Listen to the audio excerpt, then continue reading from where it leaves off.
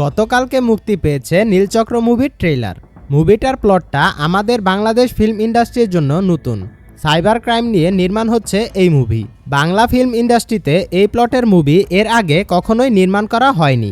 এই ঈদে পরিচালক মিঠু খান একটা ইউনিক গল্প দর্শকদের উপহার দিতে চলেছে। বাট গল্পটা ইউনিক হলেও ট্রেলারটা মোটেও ভালো লাগার মতো ছিল না। সত্যি বলতে ট্রেলারটা আরেকটু মাসালাদার করা উচিত ছিল। আর আরিফিন শুভকে ছাড়া বাকি সব কিছুই ঠিকঠাক ছিল। আরিফিন শুভর উচিত ছিল আরেকটু ভালো করা, কারণ তার লুক এবং এক্সপ্রেশন কোনো কিছুই তেমন ভালো লাগার মতো ছিল না। ট্রেলারটা দেখে সবাই বলছে এই মুভির জন্য আরিফিন শুভকে লিড রোলে নেওয়া ঠিক হয়নি। আরিফিন শুভ ছাড়া বাকি সবাই ঠিকই ছিল, যেমন ফজলুর রহমান বাবু, মন্দিরা চক্রবর্তী এবং রচ্ছি সিদ্দিকা।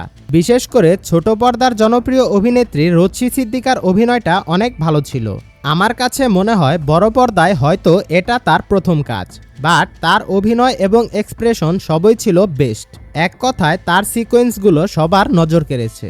আর ট্রেলারটা দেখে যতটুকু মনে হলো, রচ্ছি সিদ্দিকার সাথে ঘটে যাওয়া একটা ইনসিডেন্টকে কেন্দ্র করে এই গল্পটা আগাবে এবং সেই ঘটনার ইনভেস্টিগেশনের দায়িত্ব থাকবে আরিফিন শুভর। ট্রেলারে তো মন্দিরা চক্রবর্তীকে খুব সাধারণভাবেই দেখানো হয়েছে। মনে হচ্ছে মুভিতেও তাকে নর্মালভাবেই প্রেজেন্ট করা হবে। মানে ঝড় বৃষ্টি যাই হোক না কেন, মুভিতে তার কোনো চ্যালেঞ্জিং বা সেন্সিটিভ মোমেন্ট থাকবে না।